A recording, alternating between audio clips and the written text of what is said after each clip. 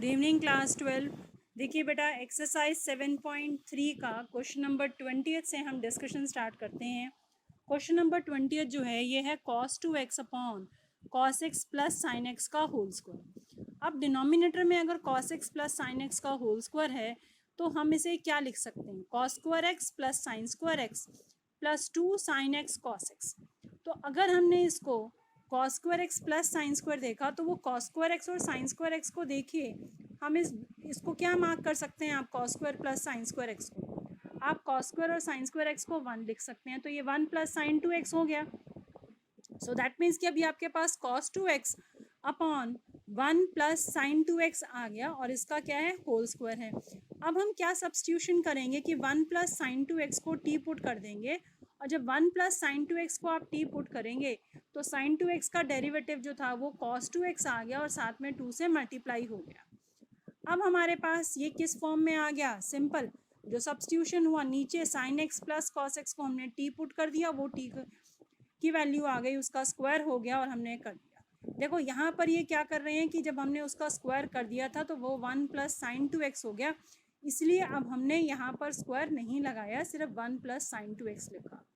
और 1/t का integration log t होता है, तो आप उसको सॉल्व कर सकते हैं। तो आप देखेंगे इस क्वेश्चन को।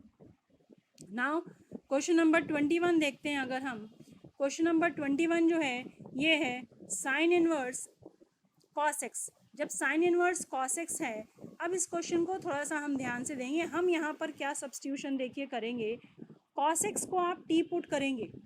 अगर हम cos x को टी पुट करते हैं, जब cos x का सब्सटीट्यूशन t हो जाएगा तो cos x को टी पुट करने पे अगर आप देखो तो sin x की वैल्यू क्या आएगी, यहाँ पर अगर cos x t है तो आप देखिए फॉर्मूला हमारे पास जो है वो क्या है, फॉर्मूला है हमारे पास कि साइन स्क्वायर एक्स को हम 1 माइनस कॉस स्क्वायर एक्स लिख सकते हैं, और कॉस एक्स की स्क्वायर एक्स की जगह पे हम क्या लिखेंगे, टी स्क्वायर।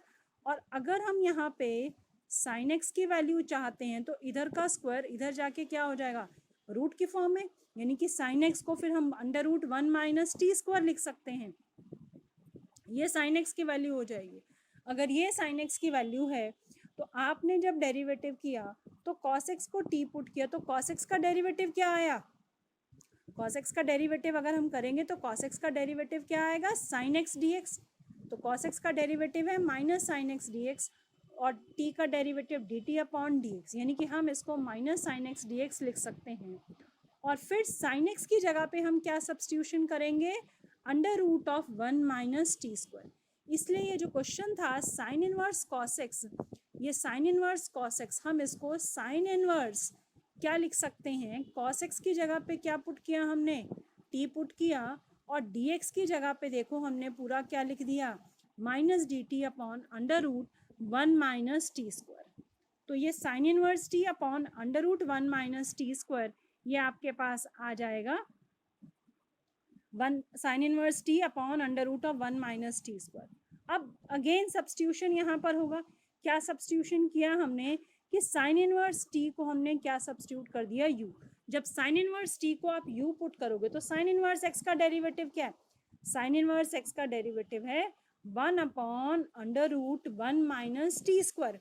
जब इसका डेरिवेटिव हमने किया तो ये du आ गया, तो इसलिए हम इसको साइन इनवर्स cos x लिख सकते हैं t की जगह पे, और उसका इंटीग्रेशन करने पे आप देख रहे हैं कि वो क्या आ गया, u du। Sign inverse t की जगह u लिखा, ये यहाँ पर u है, this is actually u into du जिसका हम इंटीग्रेशन कर रहे हैं।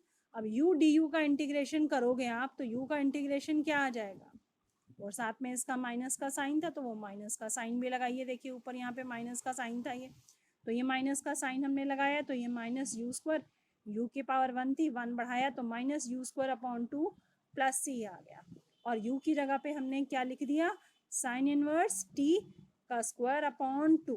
तो this is sine inverse cos x, t की जगह cos x पुट किया तो हमारे पास ये आ गया। अब एक चीज़ हम यहाँ पर देखें कि हमें पता है कि साइन इनवर्स एक्स और कॉस इनवर्स एक्स का सम कितना होता है, π/2। अगर आप इसको लर्न करें, अपना सेकंड चैप्टर से ध्यान है कि साइन इनवर्स थीटा और plus cos inverse theta is equal to π/2। तो इसलिए साइन इनवर्स कॉस एक्स की फॉर्म में अगर हम इसको चेंज करेंगे, साइन इनवर्स एक्स की जगह पे आप कॉस एक्स लिख देते हैं, तो वो π/2 minus cos inverse cos x हो जाएगा। दैट मीन्स कि हम इसको क्या लिख सकते हैं, π/2 माइनस कॉस इनवर्स एक्स को, तो कॉस इनवर्स कॉस कितना हो जाएगा, एक्स हो गया। तो यानी कि साइन इनवर्स कॉस एक्स को आप π/2 माइनस एक्स लिख सकते हो। तो इसलिए यहाँ पे जो क्वेश्चन में हमारे पास था साइन इनवर्स कॉस एक्स, इसको हमने क्या लिख दिया, π/2 माइनस एक्स लिख दिया।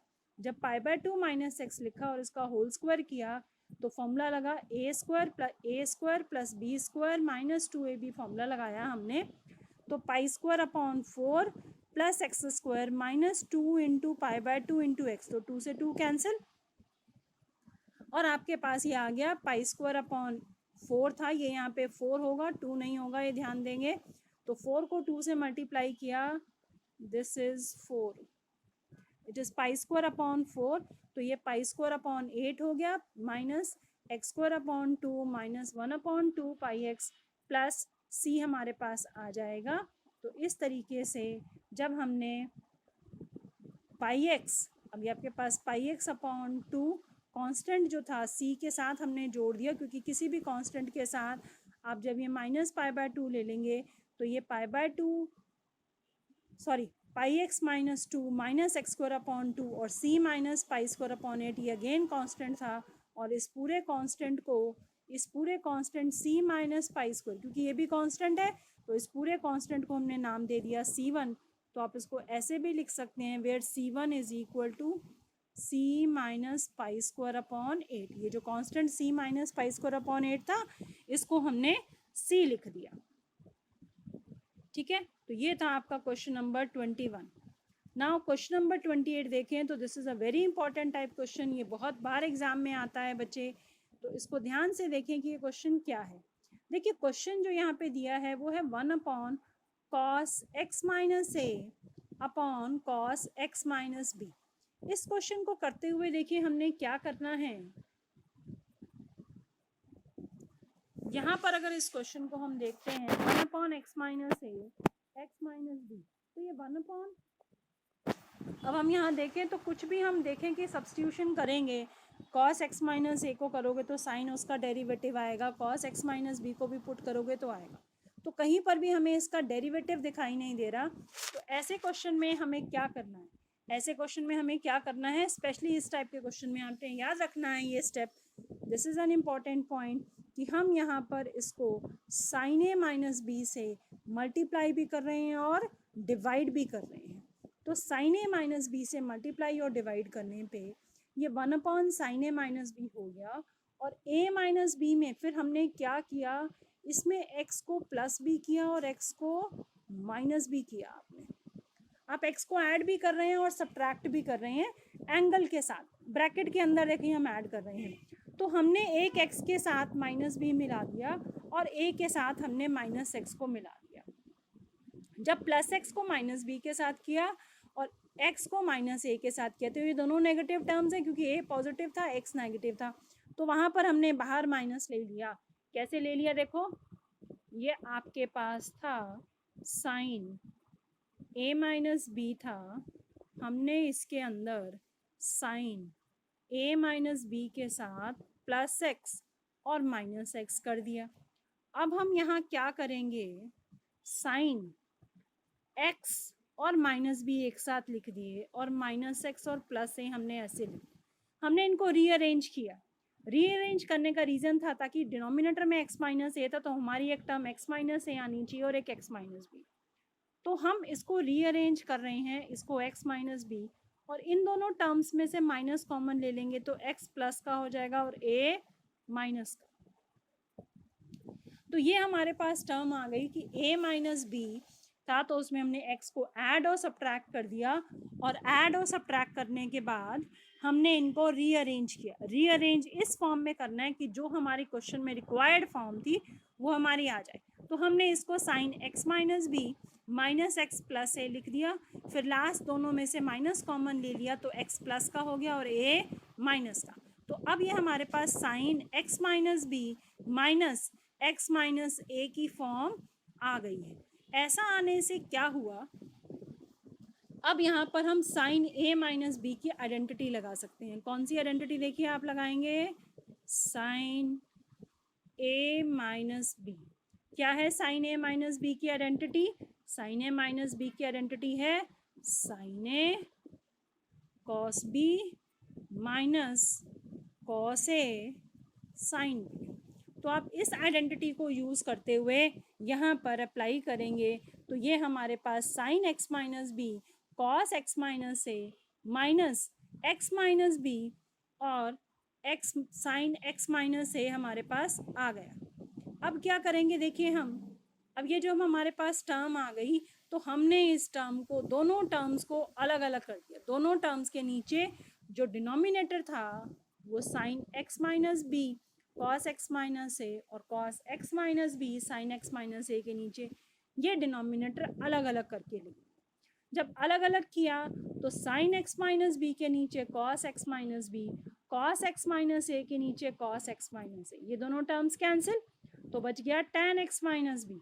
इसी तरीके से cos x minus b sine x minus a के नीचे cos x minus a x minus b है, तो कॉस एक्स माइनस बी और cos x minus b term cancel हो गई, तो बच गया साइन एक्स माइनस ए और कॉस एक्स माइनस ए।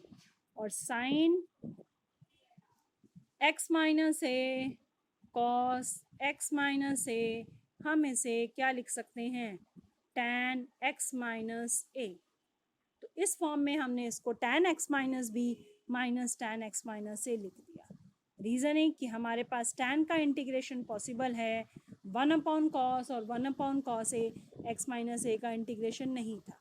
तो अब हमारे पास constant 1/sin a minus b बाहर आ गया और tan x minus b minus tan minus x a का हमने इंटीग्रेशन करना है।